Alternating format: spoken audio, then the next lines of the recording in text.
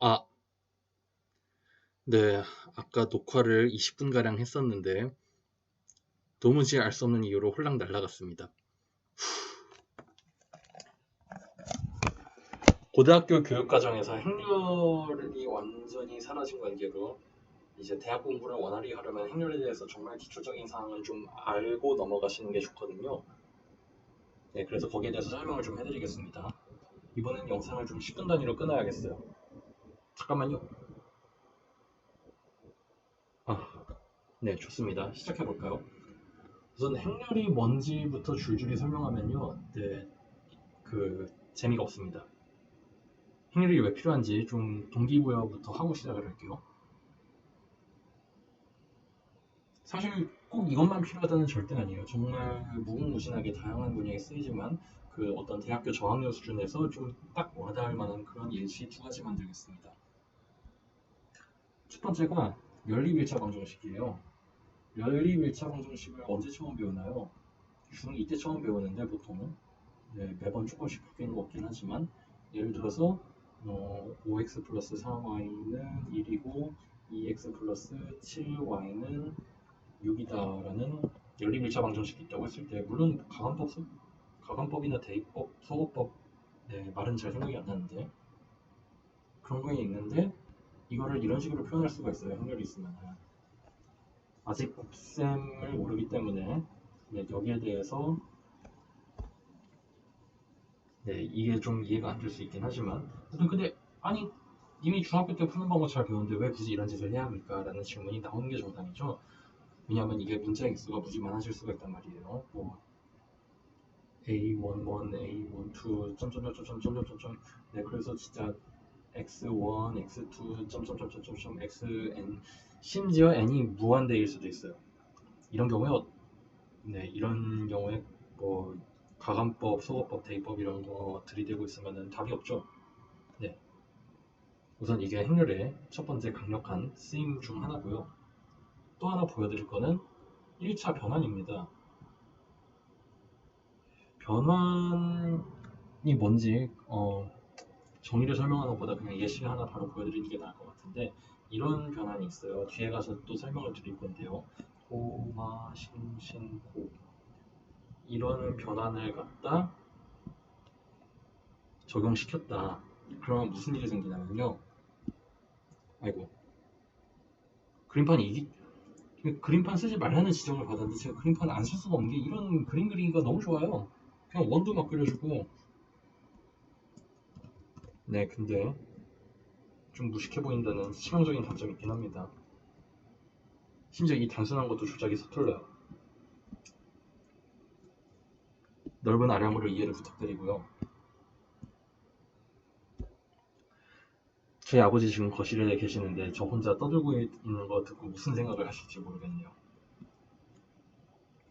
어떤 점 x, y가 이렇게 있었을 때 이렇게 직선도 그릴 수 있어요. 그림판은. 이거를 세타만큼 돌린다는 얘를 회전 행렬이라고 하는데요. 이 회전 행렬을 곱해주면은 세타만큼 돌아가요. 세타가 몇 도인지는 당연히 상관이 없고요.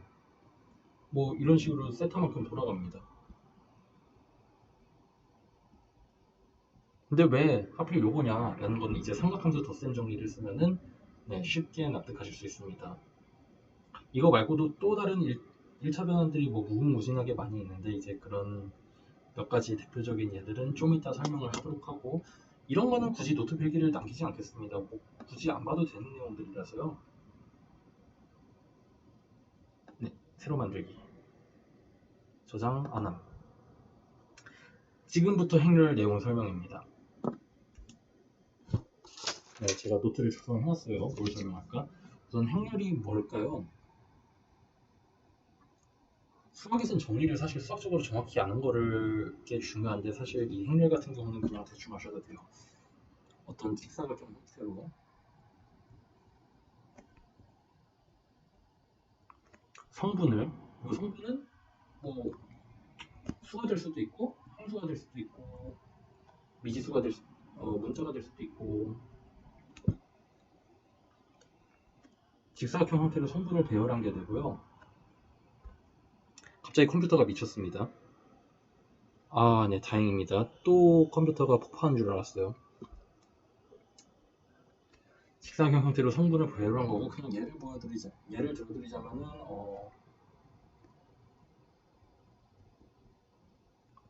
네, 이렇게 막 들어갈 수 있어요. 아무거나. 꼭 숫자만 들어가라는 법은 없습니다. 하지만 오늘 설명할 때는 전부 숫자가 들어간 것만 보여드릴 거고, 맨 마지막에 론스키안 행렬이라고 그 미분 방정식 풀 때 등장하는 게 있거든요. 그거에 대해서 잠깐 요만큼 언급만 하고 끝내도록 하겠습니다. 그러니까 오늘 언급하게 될 좀 전형적인 형태는 이렇게 숫자들이 다 들어간 거예요. 이런 거를 행렬이라고 하고, 여기를 행이라고 하고요. 여기를 열이라고 합니다. 그래서 n 곱하기 n 행렬이라고 해요.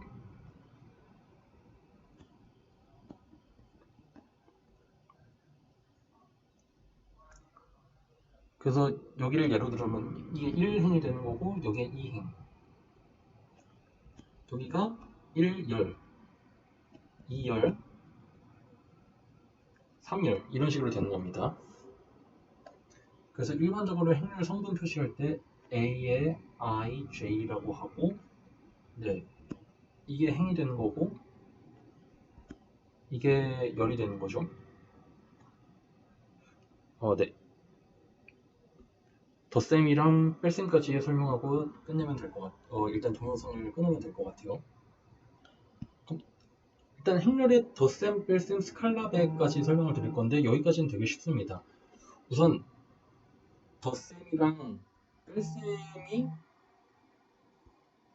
여러분들은 행렬의 덧셈과 뺄셈을 여러분 마음대로 정리를 해봐라 라고 하면 어떻게 하실 것 같나요? 아마 대부분의 분들께서 생각하시는 거랑 동일할 겁니다. 이게 이 AIJ에서 IJ가 IJ 동일한 성분끼리 더하고 빼시면 돼요. 그러려면 어떻게 해야 될까요? 어떤 m 곱하기 n 행렬이랑 m 프라임 곱하기 n 프라임 행렬이 있을 때, 네, m이랑 n 프라임이 같아야 되고 n이랑 n 프라임이, 그러니까 한마디로 말해서 똑같이 생긴 행렬이어야 한다. 예시 딱 하나만 보여드리면 이거는 누구나 이해를 할 수 있습니다. 마이너스 1, 7, 6 플러스 1, 0, 2, 7, 마이너스 8, 마이너스 1. 그러니까 i도 같고 j도 같은 위치가 같은 것끼리 더하라는 거예요. 그럼 0 더하기 1은 1, 마이너스 1 더하기 0은 마이너스 1, 1 더하기 2는 3, 7 더하기 7은 14. 좀 더 할 필요 없겠죠. 그리고 뺄셈 같은 경우는 사실 이게 중학교 때쯤 깨닫게 되는 건데 덧셈이랑 같은 계열의 연산이잖아요. 따라서 네, 뺄셈 따로 안 보여드리겠습니다.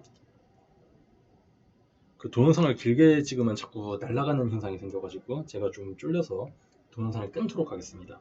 스칼라배까지만 설명할게요. 스칼라배는 이런 거예요. 어떤 스칼라 실수라고 얘기할게요. 옛날 고등학교 책 찾아보면 실수배라고 있는데 서영대 수학책에는 스칼라배라고 있습니다. A1, A12 2 곱하기 2로만 할게요. 너무 많으면 귀찮으니까. 이런 행렬은 KA11, KA12, KA21, KA22 각 성분에 곱해진다입니다. 사실 이것도 일반적인 증명이 필요한데 선형대 수학 시간이 아니기 때문에 그런 걸 할 필요는 없어 보이고요. 이것도 예시 하나만 들어드리고 끊을게요. 3, 1, 0, 마이너스 2, 3 앞에다 스칼라배를 이렇게 했다. 그러면 3, 0, 마이너스 6, 9 이런 식으로 스칼라배가 된다라는 겁니다. 그러면은 제가 이거는 좀 강의 노트로서 저장을 해놓을게요. 별거 없긴 하지만 이런 게 또 필요한 학생이 계실 수도 있으니까. 네, 그럼 일단 여기서 끊고 다음 영상에서 계속 할게요.